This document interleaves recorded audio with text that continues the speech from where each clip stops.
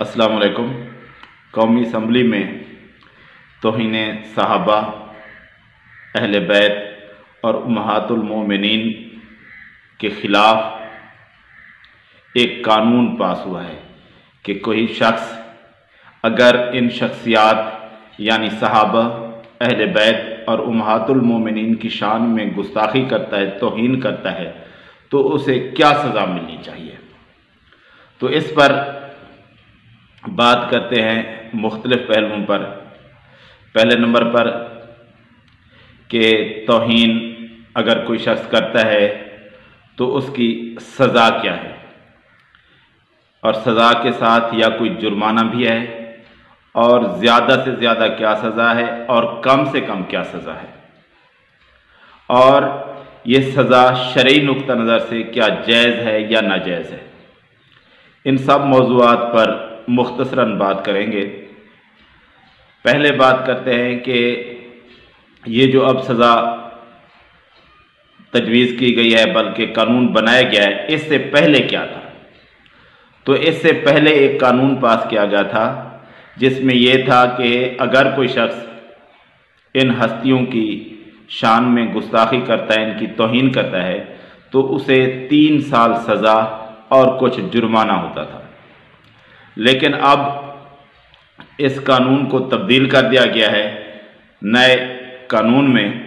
تو اس میں یہی 2-4 باتیں سمجھانے کی کوشش کروں گا۔ پہلے نمبر پر یہ کہ اس قانون کے تحت سزا کم سے کم کیا ہے اور زیادہ سے زیادہ کیا ہے۔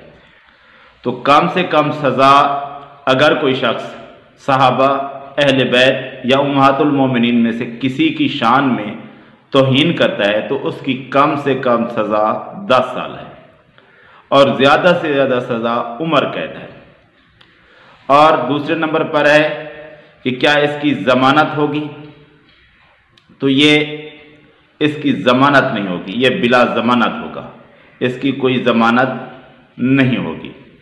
ہاں، اگر کسی پر یہ کیس ثابت نہیں ہو تو وہ رہا تو ہو جائے گا، لیکن اگر کسی پر یہ کیس بن گیا ہے تو اس کی ضمانت نہیں ہو سکے گی۔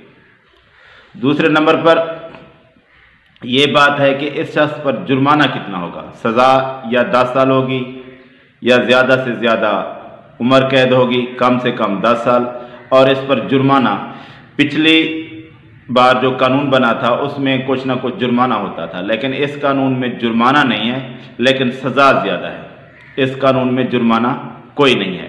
اب بات کرتے ہیں شرعی نقطہ نظر سے کیا اتنی سزا ہو سکتی ہے۔ کیا قرآن و حدیث میں اس بات کی گنجائش ہے کہ جو شخص ان شخصیات کی توہین کرے اسے سزا یعنی عمر قید ہو سکتی ہے۔ تو اللہ تبارک و تعالیٰ سورہ بقرہ آیت نمبر 191 میں فرماتا ہے وَالْفِتْنَةُ أَشَدُّ مِنَ الْقَتْلِ۔ فتنہ جو ہے نا وہ قتل سے بھی زیادہ شدید ہے، زیادہ سخت ہے۔ تو یہ مسئلہ جو ہے نا پاکستان میں ایک فتنہ بنا ہوا تھا، ایک مسئلہ بنا ہوا تھا پورے پاکستان کے لیے کہ لوگ صحابہ کی شان میں، اہل بیت کی شان میں اور امہات المومنین کی شان میں گستاخیاں کرتے تھے، ان کی توہین کرتے تھے، اور اس وجہ سے بہت ساری قتل و غارت گری ہوتی تھی، بہت ساری قیمتی جانیں ضائع ہو جاتی تھی۔ کچھ لوگ رافضیت پر اتر آتے اور وہ صحابہ کی شان میں گستاخی کرتے تھے۔ شیعہ حضرات پر یہ الزام خاص طور پر جاتا ہے اور ان کے سٹیج اس بارے میں استعمال ہوتے تھے۔ اور کچھ لوگ خارجی نظریات کے وہ اہل بیت کے خلاف بات کر لیتے تھے، ان کی شان میں گستاخی کرتے تھے۔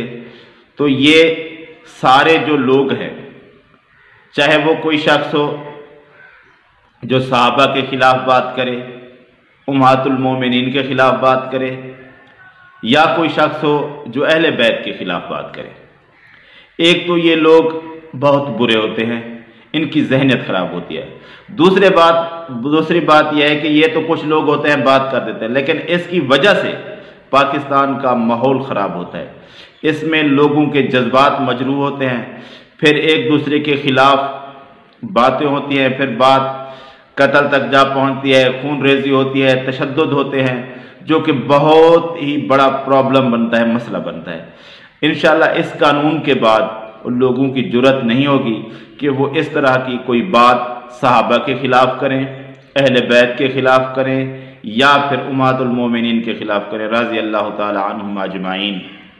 اللہ تبارک و تعالی مسلمانوں کو اس قانون پر جو پاکستان میں بنایا گیا ہے، پاکستان کے لوگوں کو اس پر عمل کرنے کی توفیق عطا فرمائے، اور صحیح طریقے سے، اور پاکستان کو اس شر سے، اس فتنے سے جو اٹھتا تھا اس قانون کی وجہ سے محفوظ کر دے۔